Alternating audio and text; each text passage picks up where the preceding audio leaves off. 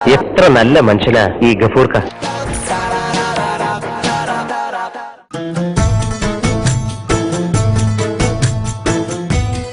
അല്ല സൂറാവി, ഞമ്മക്കൊരു ചെറിയ ഉണ്ടായിനല്ലോ, എങ്ങോട്ട് പോയി ഓന്? ഓൻ ബുക്ക് നോക്കാന്ന് പറഞ്ഞ അകത്തേക്ക് കേറി പോണേ ഉണ്ട്. അൽഹംദുലില്ലാ, ഇതിലപ്പുറം മറ്റെന്ത് വേണം സൂറാവി?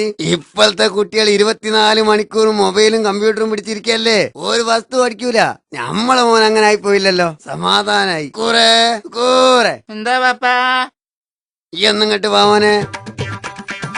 മോനെ, ഈ ഞമ്മള് വിചാരിച്ച പോലെ ഒന്നല്ല, ബുക്ക് വായിക്കാനാണ് എനിക്ക് താല്പര്യല്ലേ?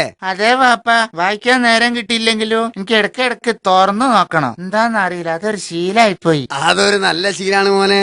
ഈ ആണ്ട വാപ്പാന്റെ പുന്നാരമോയെ, ചെല്ല് വേഗം ചെന്ന് ബുക്ക് നോക്ക്. എപ്പോഴാണ് പരീക്ഷ? പരീക്ഷ നാളെയാണ്. അതോ, വേഗം ചെല്ല് മോനെ, വേഗം ചെന്ന് പഠിക്ക്.